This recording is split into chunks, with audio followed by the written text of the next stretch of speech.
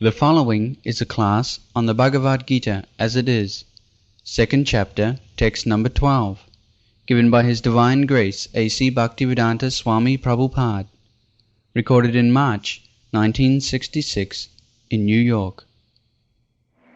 This is the clear verse, number, you can note down, number 12 verse of the second chapter of Bhagavad Gita. Now, I have already explained that because Sri Krishna is the Supreme Personality of Godhead, and because He has got clear vision, and because He has full knowledge, He cannot give us misdirection. And what is given, that is perfect. So we have to believe that in future, even after liberation. Now one thing we must also explain, the liberation, the conception of liberation. Now there are different 5 kinds of liberations. One of them liberation is to become one with the Lord, one with the Supreme. That is called Sajujya Mukti, to merge into the existence of the Supreme. That is also another. That is one of the 5 liberation. That is not the only liberation. That means we all individual beings, we are individual constitutionally. God is the Father or Creator or whatever, or the source of our life or source of our existence, whatever you like, you can say. So we have been created in that. Eka Bahushyam. God has become many. This is also verse of the Vedas, that many, all these many, we are also God. Just like the fire diffuses its sparks. These sparks coming out of the fire, they are also parts and parcel of the fire. Similarly, we are all parts and parcels of the Supreme. He wanted to become many. He wanted to become many. So He has become many, and we are that many. So we are not different from God. We are not different from God. But because He wanted to become many, so we have become many. Now thing is, when God wanted to become many, there must be some purpose behind this. Otherwise, why did He like to become many? He was one. One without second, that's all right. But why did He become many? So that is a question one must like to put, that why God became many? That answer is that because God is Satchidananda Vigraha, He is all pleasure. Therefore, without many, there is no pleasure. Just like here, I sit down the whole day alone. But I become more active and more pleasing when you come. Whenever we want to enjoy some pleasure, pleasure is not enjoyed alone. Pleasure is enjoyed with many. Now, God is by nature, His Anandamaya Abhyasa, He is always full of pleasure, full of blissness. Now, if He wants to become many, He is omnipotent, He can become many. Where is the objection there? He can manifest Himself in various. Just now we quoted a verse from Brahma Samhita, Advaita, Achyuta, Anadi, Anantarupam. Anantarupam means unlimited forms. Unlimited forms. Still, they are one. In spite of becoming unlimited, that one. Just like the sun, if you put here millions of pots, water pots. In every pot you will find the sun's reflection. But that millions of reflections, sun does not mean the sun has lost his oneness. Sun is one. That is also a Vedic system, that we are all reflection like that. So anyway, these many forms of God is from the desire of God. Now, out of this, because God has got some desire, transcendental desire, to enjoy with many, he enjoys with his own energy because he is all perfect. Just like if I want to enjoy life, I want a family, I want a wife, I want children, I want friends, I want servants. So I have to think before having a wife, you see, because I am limited. So I think twice whether I am able to keep a wife, then whether I am able to maintain my children. These things are consideration. And actually, in the present society, every young man is thinking like that.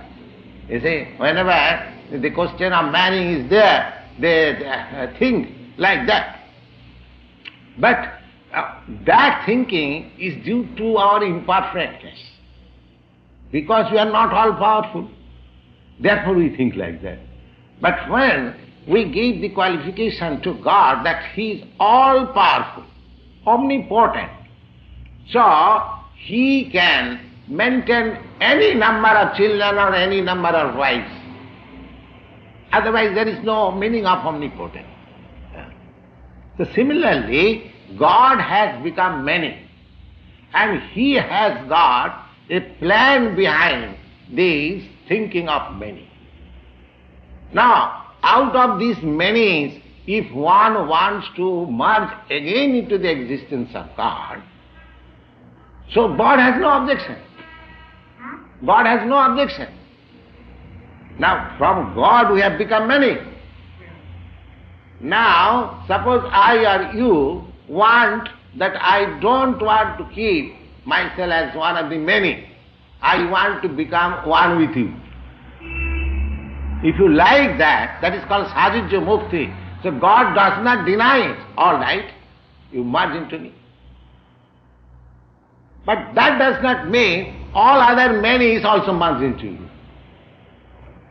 That does, because individually I want to merge into the existence of God, that does not mean all other many. Because many means not only a myself. There are millions and billions and trillions of many. So, if out of that trillion, billion, one wants to merge into the existence of God, the God has the all-powerful, why he should deny it? All right, you merge it. If you don't want to keep your individuality, if you want to merge into myself, all right, you are welcome. Jedathavan prapaddante, in the Bhagavad Gita you will find it. Anyone who wants me in any way, I fulfill his desire. So, that oneness, merging into the existence of God, that is not a general rule. That is a specific instance only, that if anyone wants to merge into the existence of God, he can do that. God has no objection. But if others, that does not mean that everyone as a rule merge into the existence of God. No. There are others. Just like another example, you take it. Generally this example is given that the rivers all flow into the sea and they become one. Or the drop of the ocean water when put into the ocean, the drop of the ocean water loses its existence, is become one with thee. That's all right. Now, if you have seen the ocean, there are always millions and millions of drops coming out by the dashing of the waves, you see. That is going on continually. And some of them again falling into the water. They lose the drop existence. But that does not mean that the creation of drop is stopped. Even from that exactly, you see. And because the river waters comes and submerges into the sea water, that does not mean the river, all rivers have stopped. The rivers are there. Then another example, now there are many aquatic animals within the water. They are also, now as the drop of the water emerges from the sea water and again merges into the sea water. So, that is a nice example. But these fishes, these aquatic animals, they are also born in that water. Nobody has given these aquatic animals from anywhere else. They have taken their birth from that water. They are also born of the water. Just like the drops of the water are also born of the water. Similarly, these living aquatic animals, they are also born of the water. Now, the drop of the water merges into the water and loses its existence. That does not mean there are other living entities within the water, millions and billions, they also lose their identity. They keep their identity. So, some of the living beings may merge into the existence of the God. That is called Sajujya Mrityu. But there are many millions and millions and billions of Ananta. They want to keep their existence and enjoy the association of God. That is the difference between Jnani and Bhakta. The Jnani's ultimate end is Nidbhed Brahmanusandhan. They want to become one with the Supreme. A Jnani does not want to keep himself separately from the Supreme. He wants into the merging. You mean a Jnani yogi? Jnani, yes, Jnani. Jnani, not yogi. Jnani. Jnani means philosophers, empiric philosophers. Empiric philosophers, you see. Brahmavadi, those who want to merge into the existence of Brahma. They are called Jnanis. And those who meditate on God within himself, they are called yogis. This is general definition. And those who worship the Supreme as personality of Godhead, they are devotees. Yeah, So, some by point. The name you say Jnani and Bhakta. Jnani, yogi and bhakta. Bhakta. Bhakta. The other one. Bhakta. Yes. Like the Bhakta. Bhakta. Nani, how do you spell it? Jnani. Jnani. Jnani. The spelling is Jnani. So, the supreme truth is Brahma, Paramatma and Bhagavan. The supreme truth. Now, according to, because we have already explained that each and every individual being has got his individual minute quantity of independence. God has given us. Now, by our independence, I may accept as the supreme personality of Godhead, I may accept him that the all-pervading super soul, and I may accept him that the all-pervading Brahma, impersonal Brahma Jyoti, the effulgence. So, all these are applicable to the absolute truth. Now, it depends on my discretion whether I want to merge into the existence of the Lord, whether I want to keep my individuality and associate with him as friend, as father and mother, as wife, just like we have got relations. So that depends on my discretion. But now, comparatively, if we study that if we merge into the existence of God, at least in the opinion of the bhaktas, that is not accepted. That is not accepted. They know that the God has created me as individual being, so He has got some purpose. And because He has created me for some purpose, I must fulfill that purpose. I must fulfill that purpose. Now, I can give you another crude example. From the mother, suppose a few children, a half a dozen children has come. Now, what is the intention of the mother? The mother or the father, mother, father, same thing, who has taken the responsibility of the children, they want to be happy. Otherwise, why people are taking so much trouble whole day for maintaining their children? There is some happiness. Nobody wants to take so much trouble. But at home, because there is some happiness by seeing the children, by maintaining the children, therefore he takes so much time. Now, at the same time, the children has also some troubles of life. Now, if one of the children requests the mother, "Mother, you have given birth to me, but I find my life very troublesome.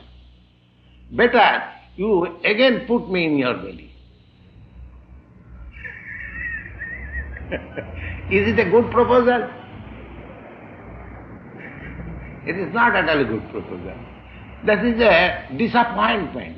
Oh, the mother said, "Oh, my dear son, you are in trouble, therefore you want to come again into my belly. You want to merge into my existence again." Well, the mother is unable, she cannot do that. But if such kind of request is made to the Supreme Lord, He can accept that. For Him it is not possible, impossible. All right, you want to merge into my existence, come on, I take it.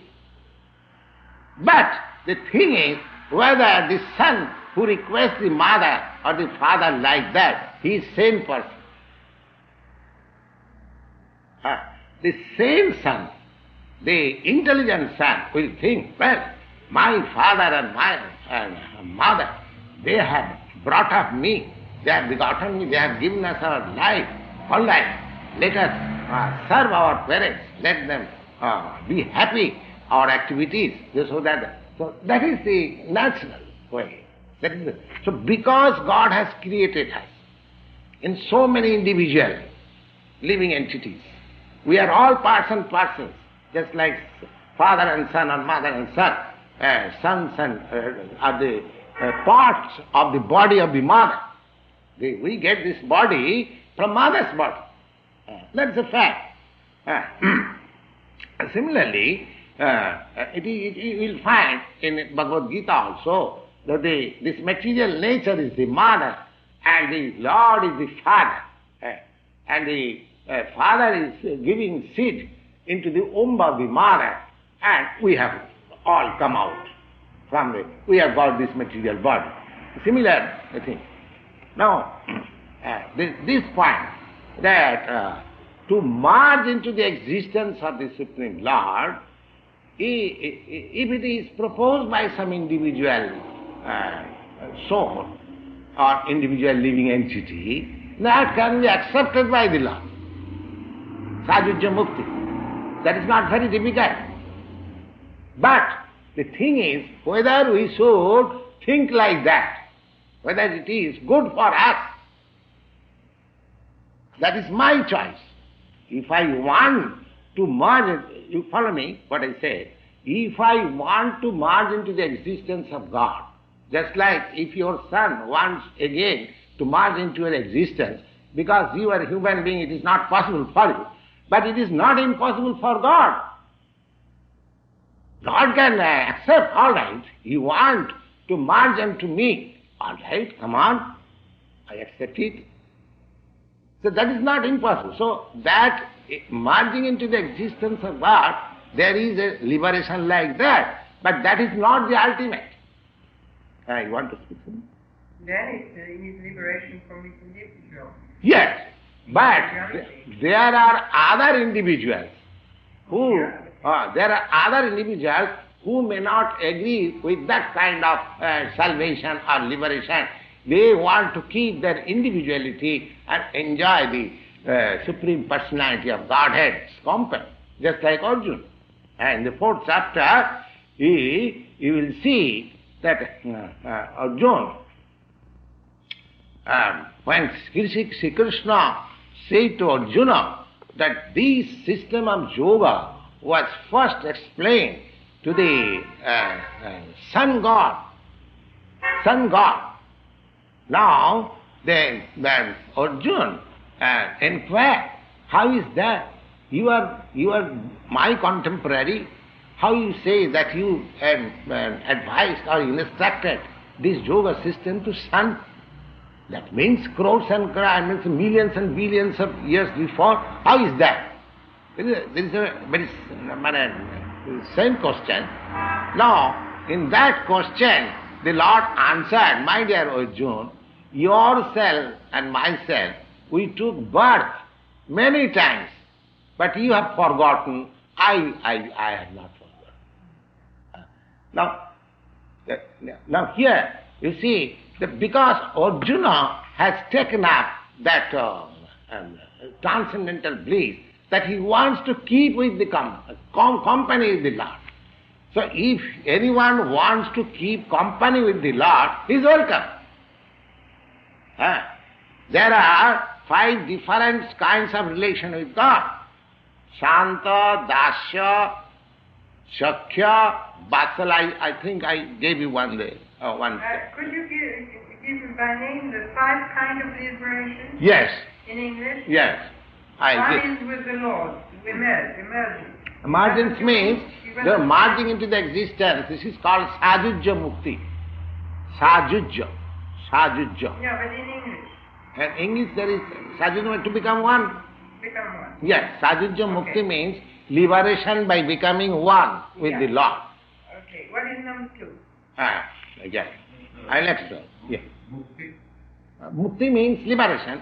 Mukti means now we are in egoistic condition with this material body. Now mukti means when we shall be liberated from the material existence and we shall get our spiritual life proper. That is called mukti.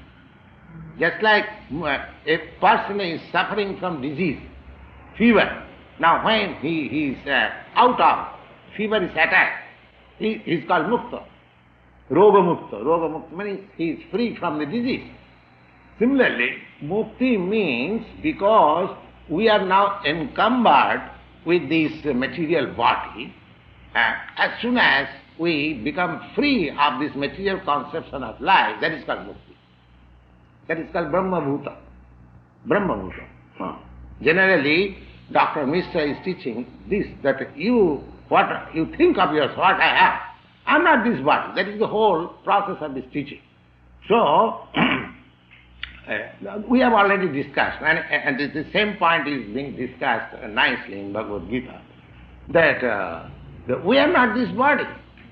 Our material identification is wrong. So we have come to that point, come to that stage, you see, that I am not this body. And because I am not this body, therefore, I have no connection with this world. Because my connection with this world is due to my body. It's due to my body. I consider one woman my wife because I have got bodily connection. I consider somebody my son because bodily connection. I consider this town, this country, my country, because my body has grown up from this land. So in this way, as soon as one becomes free from the conception of identification of this body, he becomes a liberated soul. Therefore, you find in Bhagavad Gita in the later chapters that as soon as one emerges out from this conception, he is prasannatma. Oh, I have no responsibility. I have no responsibility. Brahma bhuta prasannatma na sochati na kankhati. As soon as he is liberated, just like a man freed from the attacks of fever or any disease, when he is recovered, he finds himself happy. Oh, now my disease is now gone. I am happy. Similarly, as soon as we come to the spiritual understanding of our existence, then our life will be joyful. That is the sign. Whether a man is freed from this material existence, mukti, mukti can be achieved even in this life. Mukti, it is a question of conviction.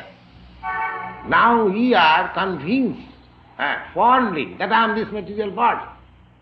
And as soon as I gave you the other day the example of Socrates, he was convinced that I am not this body. So he was offered poison. He gladly took it. Well, what is that? I can take it. Because he is mukta purush. He is liberated soul. Never mind. You want to kill me, kill me. I don't like. All that. So this is liberation. Now this liberation is divided into five. There are five concepts. One of the liberation is to merge into the existence. Our birth was from the Supreme Absolute. Now, after liberation, we merge into the existence of the Supreme. That is called Sajujya Mukti. Now, besides this Sajujya Mukti, there are other five muktis which the Vaishnava Sampradaya or the devotees, the Lord's devotees, they accept. They practically, those who are pure devotees, they do not want any kind of mukti. They do not, even they are offered. They are simply after the service of the Lord. They are prepared to suffer any kind of suffering. They are not affected by all those sufferings. What they want, pure devotee, they want that I must serve the Supreme Lord. That is their mission. So anyway, these bhaktas or the devotees of the Lord, for them there are other four kinds of mukti. And what is that? This is Sajujya Mukti, to become one with the... Now then Saruppa Mukti. Saruppa Mukti means the spiritual body becomes, as the features of the spiritual body becomes just like the Supreme Lord. Just like Narayan. Narayan has got four hands with Sankha Chakra Gada and the lotus flower, conch shell, club and wheel. So everyone who takes that Sarupa Mukti just become just like his feature of the body becomes just like the Lord. You see? That is called Sarupa Mukti. S-A-R-U-P-Y-A. Sarupya. Yes, Sarupya. This is called Sarupa Mukti. And Mukti or Mukti? Mukti, yes.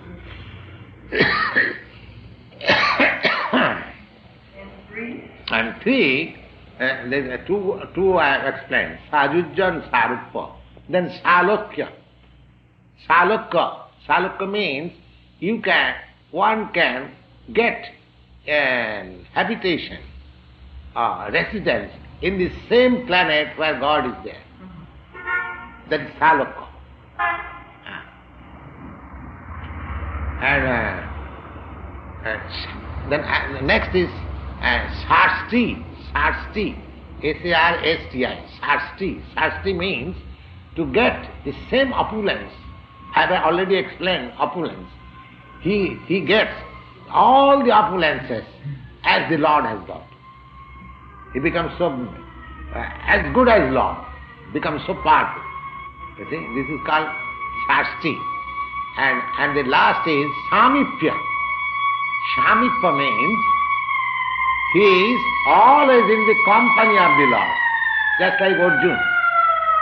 Arjuna is always, whenever Lord takes his incarnation, Arjuna is there. Arjuna is there, Samipa. They are never separated.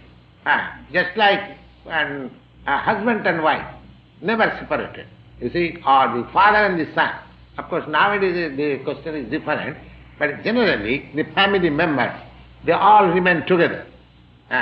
Samipa. And the father and the boys and the wife, they remain together. So there is Samipa Mukti. Samipa Mukti means to remain always as associate of the Lord. That is Samipa Mukti.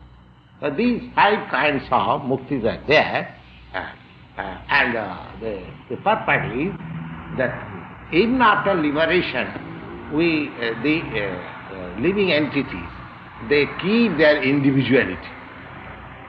Just like as associate of the Lord, as resident of the Lord's planet, or to have the bodily features of the Lord in so many ways, and one can merge into the existence of the Lord. That is also accepted. So simply merging into the existence of God, that is not the only liberation. That is one of the liberation. But the devotees of the Lord, they do not accept such kind of. They do not want to merge. They want to enjoy the company. That is the difference between. Both of them have become liberated. Merging into the existence of God, that is also liberation. And to keep individuality and enjoy the company of the Lord, that is also liberation. Yes. Therefore, may I say that the 4 last ones are what you call the demigods. No, demigods, they are not liberated. They are not liberated? No. Demigods, they are just like delegated officers for maintaining this material existence. Just like sun. Sun is a demigod. Sun, the moon. Moon is a demigod. And what about the masters who are working? The masters who are working the... Master is the Lord. Yeah, but there are different masters of higher degree that you were calling, you were mentioning before. There are some of different degrees who are working. Yes, different degrees, just like everyone is servant of the Lord. Yeah, but that's degree, not what you call not degree. Now suppose take for example the sun, the chief living entity, or the chief man or chief living being in the sun planet. Now, his position and my position, there is a vast difference. And he is maintaining such a planet, and he is situated there as the chief man or the chief living being. So his degree of power is far, far greater than the degree of power here the President Johnson or something else. You see? So, that degree of power does not make him that he is God. He is not God. He is also servant of God. Anyone, even Brahma, anyone. There is a verse in the Chaitanya Charitamrita that Ekola Ishwar Krishna Arsa Bhritta. The individual living entities, there are so many, multi. But all of them, they are servant of the Lord. Their position may be upper or lower in different degrees, but that does not make them equal with the Lord. The Lord is different. That is also mentioned in the Patanjali Yoga system. Lord is supreme. He is the great. He is the greatest. Asamortha. Nobody is equal with him, and nobody is greater than him. That means nobody is equal with him, nobody is greater than him, that everybody is lower than him. So, is that question sound? Yes, but you were using the other day very often the name of demigods, and that's what demigods are just like you and me. Demigods just like you and me. But they have got a degree of power than me and he. Now you just say it's the sun. The sun, yes, he's also living. Sun is a planet. The sun is a planet, but there is a controlling deity also. Yeah. There is a control, just like here in this planet, when you go and up, you see it is a ball. But in this ball, there are so many controlling deities here also. President Johnson, Prime Minister of India, this and that and so many things. But when you go up, you see just like a ball. You see? So when you come here, you find similarly from the distance of 90 millions of miles, you can see and this sun just like a ball. But it is not ball. It is a far, far greater than this planet. And there are cities and there are men and there are persons and everything. But they are made of fire. Their body is made of fire. Your body is made of earth. That is the difference. Just like in the water, you cannot live because your body is made differently that you cannot live in the water. Similarly, the aquatics in the water, they cannot live in the land. Similarly, because I cannot live in the sun planet due to this my body, that does not mean there are no living beings. They are living beings. You see, after all, the whole material world is made of 5 elements. Earth, water, fire, air and ether. Now these 5 elements, in some planet you will find earth predominant. In some planet you will find water predominant. In some planet you will find fire predominant. In some planet you will find air predominant. But that does not mean that there are no living entities. There are living entities. The sun planet is a planet where fire is predominant. Now, according to medical science, that by heat and fire, the germs are killed. But in the fire also, they are living entities. Just like Dr. Mishra was giving the example the other day about opium. Now, opium is a dead poison. Dead poison. But in the opium also, you will find some worms. Some what? Worms. Worms? Yes. How it is possible? They are also living entities. If I take a drop of opium, I die. But they are living and they are eating and living there. So because it is impossible for me to eat opium and live, but you cannot say that there are there cannot be no living entities there. Similarly, you have experienced that you cannot live in the fire. That does not mean that in the sun planet there is no living entities. There are living entities. Because in Bhagavad Gita I will find that living soul as it is not burnt by fire. It is not burnt by fire because it is spiritual. The material elements has no power to destroy it. It is not burnt by fire. So in every planet, it is concluded that every planet there are living entities. There are intelligent beings. And because in the higher planet there are more intelligent persons, beings, they are called demigods. The demigods means they have got practically qualifications almost equal to the Supreme Lord. They have got such qualifications. And divas. And divas. Devas, that is the Sanskrit word, and real Deva means the Supreme Lord. And when you call Devas, that these Devas, they are all obedient servants of the Lord. They are very powerful.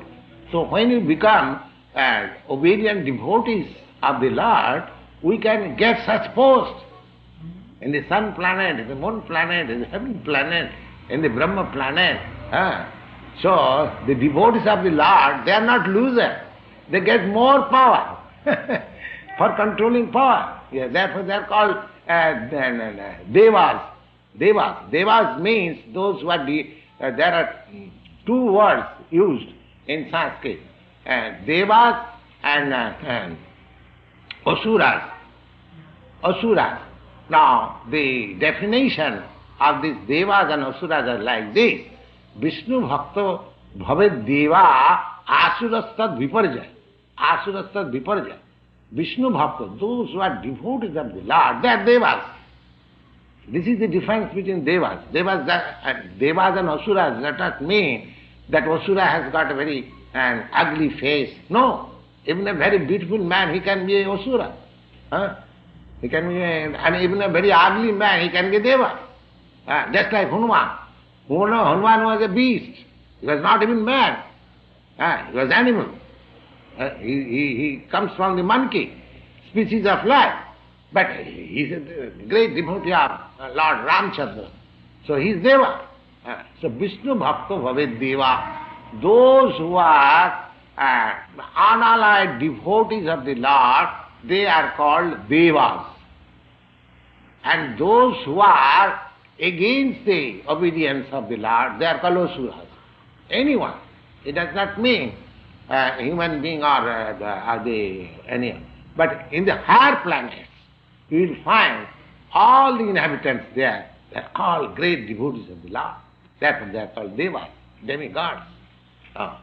And therefore they have been entrusted with the management of this material world. Just like confidential persons are given responsible posts in government, similarly, because they are devotees of the Lord, they have been awarded these posts to be sun god, to be moon god, to be Indra, heavenly god, to be Brahma, like that. So many, Marichi, and so many. You see? Yes. Are we working a lot with the vibrations of music? Huh? With music? Oh yes, everything is there. So why do you think that only here in this planet everything is there and there is nothing? This is our foolishness. Just like you have never been to India.